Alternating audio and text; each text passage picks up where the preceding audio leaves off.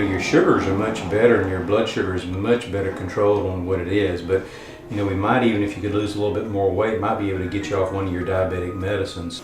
I am a family physician, a doctor who measures a patient's height and weight as markers of health. But my vital signs were out of line for many, many years, and I chose to ignore them. At one point, I weighed 236 pounds. That's a great body weight for a professional athlete who is 6 feet 8 inches tall. But I am 5 feet 5.5 inches tall. I gained weight gradually until one day I realized my closet was full of clothes that I could no longer wear. The scales in my wardrobe did not lie to me, but in my mind I continually denied the sad shape into which I had allowed my body to be transformed. Usually transformation means for the better, but not in my case. The physical temple that my Creator had given me to take care of was now in disarray. I was guilty of desecrating this precious gift from God. Saddest of all, I could no longer comfortably wear the cherished wedding ring that my wife had placed on my finger when we exchanged our vows. Good morning. How are you doing? My patients saw the change too, and some seemed to be comforted that I was in such bad shape. That gave them an excuse not to care for their own physical temples. They knew any words from me about weight loss or proper nutrition would be that. Only words.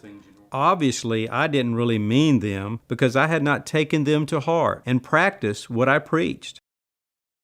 I had to decide to preach a sermon or be one. I needed to act on the words of St. Francis of Assisi, to preach the gospel always, use words when necessary. So, without surgery or drugs, but by the grace and power of Jesus Christ, I began the process of reconstructing my physical temple. I began daily workouts on the treadmill, gradually increasing the time, distance, and intensity.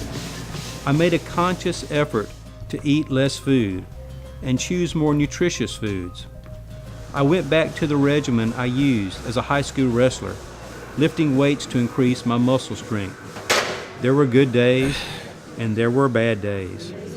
There were days when I won the battle and there were days that I lost. However, every day I was becoming a different person. Lord be with you. And also with you. Let us give thanks to the Lord our God.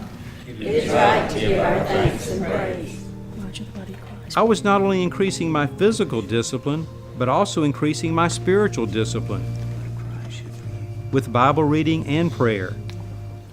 Jesus said, I am the way, the truth, and life. Go now to the way that leads to the truth of life everlasting. I knew I would not win this battle on my own strength. For me, this was not just a physical problem, but a spiritual challenge. And I would prevail only in relationship to the strength that I received from above. Over time, something unusual happened. Instead of having to plead with my patients to lose weight and exercise, my patients noticed my weight loss and began to ask me how I did it. You're really looking nice. Good, thanks.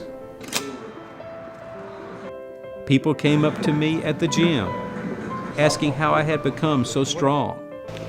A physician and writer, Oliver Goldsmith, was correct when he said, "You can preach a better sermon with your life than with your lips."